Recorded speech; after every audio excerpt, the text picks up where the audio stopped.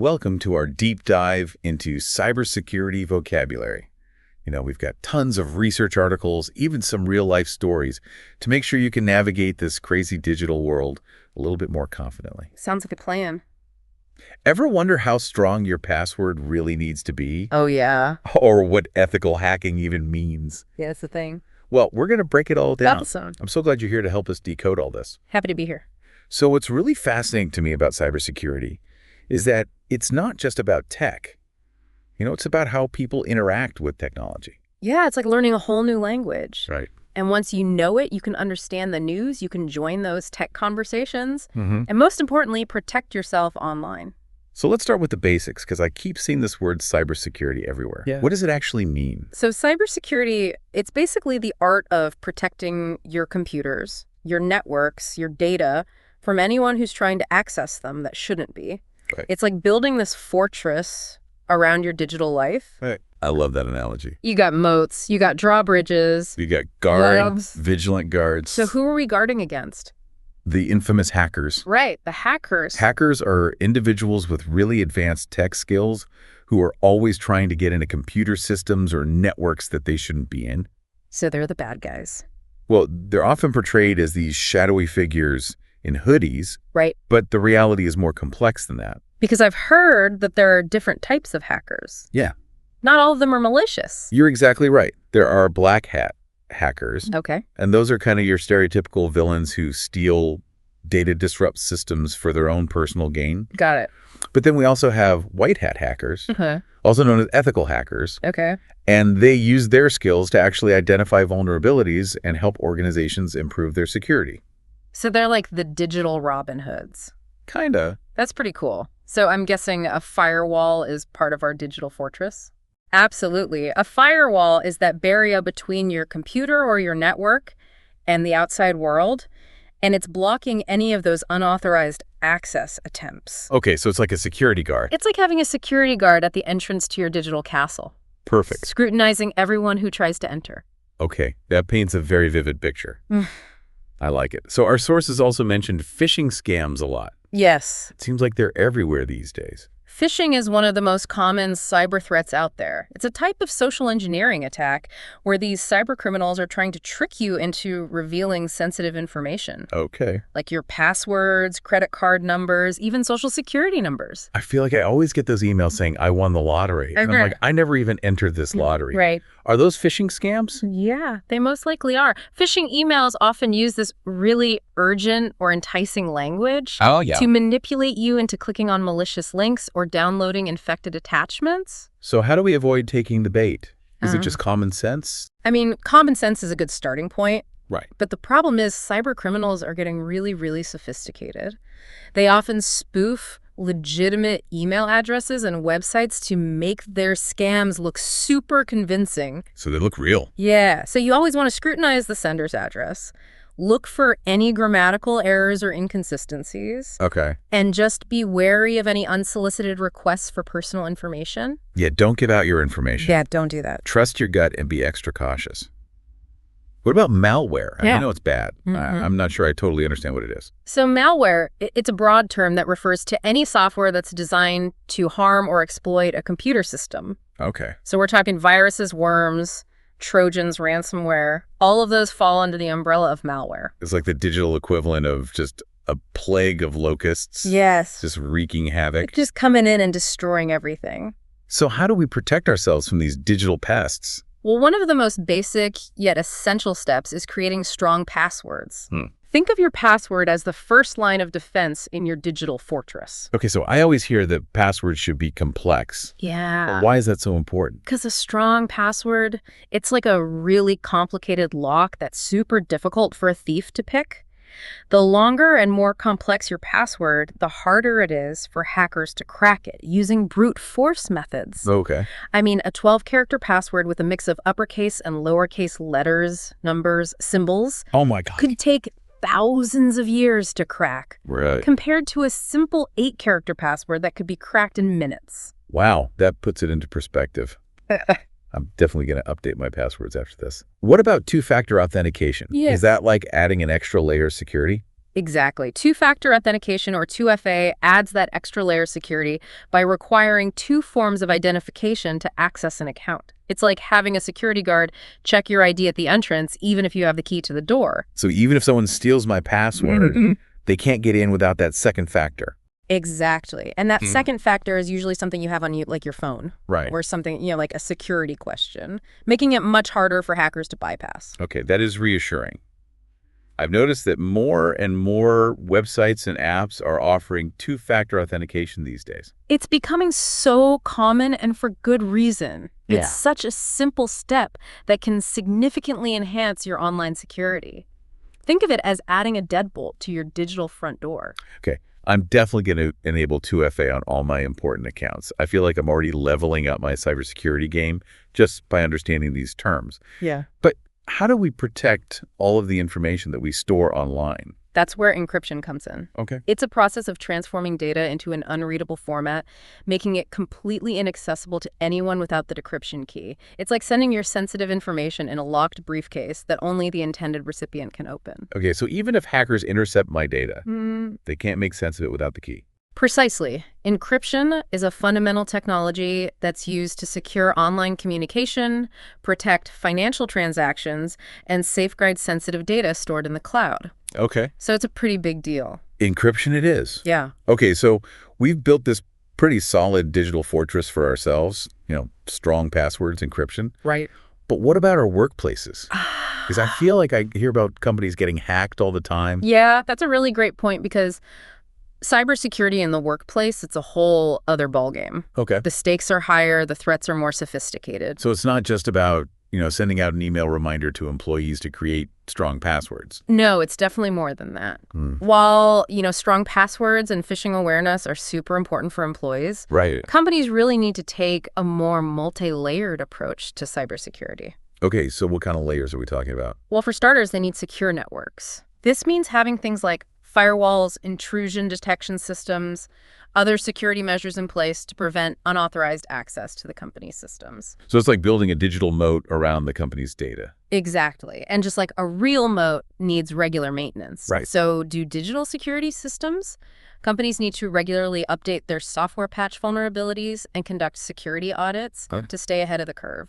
I'm guessing neglecting these things can have some pretty serious consequences. Oh, absolutely. A data breach can cost a company millions of dollars. Wow. In fines, legal fees, lost revenue, not to mention the damage to their reputation and customer trust. Yeah, that's a huge price to pay for neglecting cybersecurity.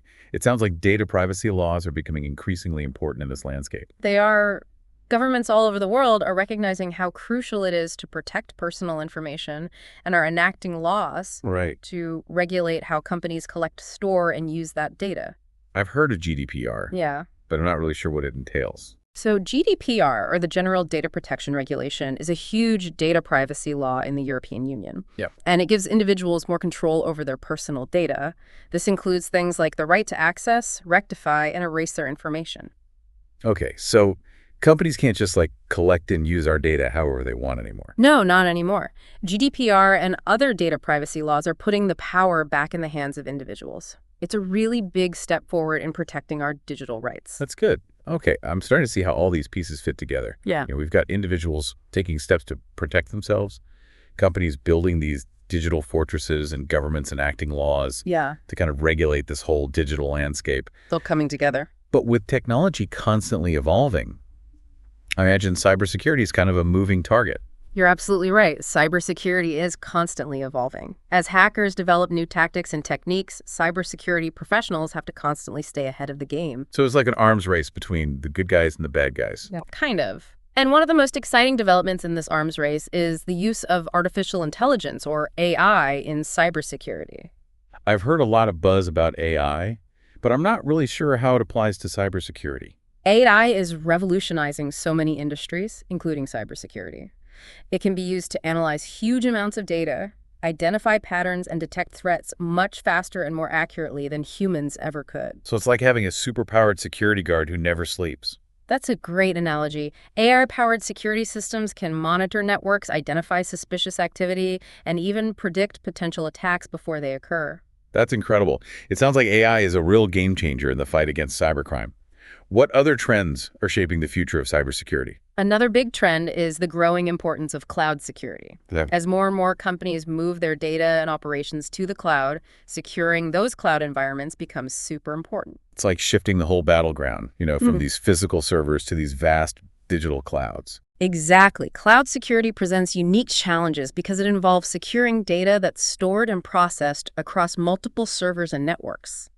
So it's not just about building walls around a single fortress anymore. No. It's about securing this entire digital ecosystem. Exactly. And that requires a whole different set of skills and technologies. It sounds like there will be no shortage of jobs in cybersecurity in the years to come. Absolutely. The demand for skilled cybersecurity professionals is skyrocketing.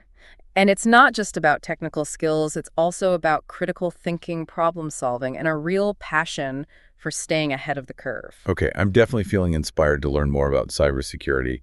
But for those of us who aren't tech wizards, what can we do to stay safe in this ever-evolving digital world? One of the most important things is to just stay informed about the latest threats and best practices. Read articles, follow cybersecurity experts on social media, stay up to date on software updates. So knowledge is power, even in the digital realm. Absolutely. And don't underestimate the importance of common sense. Be cautious about what you click on, what information you share online, and who you trust online. It's like being street smart, but in the digital world. Exactly. And if you're ever unsure about something, don't hesitate to ask for help from a trusted source or a cybersecurity professional. Speaking of trusted sources, we've been diving deep into some really fascinating material today. But there's one more area I want to explore. The world of ethical hacking. Ah, yes. The white hat hackers who use their skills for good. Instead of exploiting vulnerabilities, they work to identify and fix them. It's like having a reformed burglar on your side, helping you secure your home. That's a great way to put it. Ethical hackers play a crucial role in helping organizations strengthen their security posture. We'll delve into their world in part 3 of our deep dive. Okay, I can't wait to learn more about these digital heroes. But for now, let's take a moment to reflect on what we've covered so far. Welcome back to the deep dive. We left off talking about the unsung heroes of cybersecurity. The ethical hackers. Yeah, the white hats. Yeah. The white hats. Using your skills for good. Exactly. I kind of have this picture in my mind of someone in a white cowboy hat riding a digital stallion. I can see it. It's a pretty cool image. Yeah. But in reality, ethical hackers are highly skilled professionals. Yes, very much. Using their knowledge to find those vulnerabilities before the black hats, can get to them. Before they can exploit them. That's right. So they're like digital detectives. Yeah. But instead of solving crimes, they're preventing them. Exactly. They're hired by organizations to really test those defenses and try to break into their systems. Wow. And ultimately help them strengthen their security posture. That's really cool. It sounds like a high-stakes game of cat and mouse. It can be. It can be. But it's a really crucial part of cybersecurity today. Right. Ethical hackers help organizations stay ahead of the curve in this constantly evolving threat landscape. So how do they actually do it? What does ethical hacking involve? So it's a multifaceted process and can include things like penetration testing. Where they're trying to actively break into a system. Okay. It can also involve social engineering, where they might try to trick employees into revealing sensitive information. So they're using the same tactics as cybercriminals. Yeah. But for a good cause. Precisely by thinking like the bad guys, they can identify weaknesses that might otherwise go unnoticed. Oh, that's interesting. Yeah, and then they provide these really detailed reports and recommendations to help organizations patch those vulnerabilities and strengthen their defenses. Wow, it's amazing how much depth there is to this whole field. Yeah. We've learned so much about the technical aspects of cybersecurity, the tools, the tactics, the laws. Right. But what about the human element? Yeah. What role do our own choices and behaviors play in all of this? That's such a great question because the human factor is often the weakest link in cybersecurity. Really? Yeah, we can have the strongest passwords, the most sophisticated firewalls, but if we fall victim to a phishing scam or make careless choices online, all those defenses can just crumble. Wow. So it's not just about technology. It's about awareness education, fostering that culture of cybersecurity. Absolutely. It's about empowering individuals to be responsible digital citizens. Right. And to understand that their actions have consequences in the online world. So it sounds like we all kind of have a part to play in creating this safer digital world. We do. Cybersecurity is a shared responsibility. We need individuals to be vigilant companies, to prioritize security, and governments to enact sensible regulations. Well said. As we wrap up our deep dive into cybersecurity, I feel so much more informed and empowered That's awesome. than I did before we started this whole conversation. That's what we want. We've covered a lot of ground, but this is really just the beginning of your cybersecurity journey. Yeah, keep learning, keep asking those questions, and keep sharing your knowledge with others. Because in the digital age, staying safe and informed is an ongoing process. Thanks for joining us on The Deep Dive.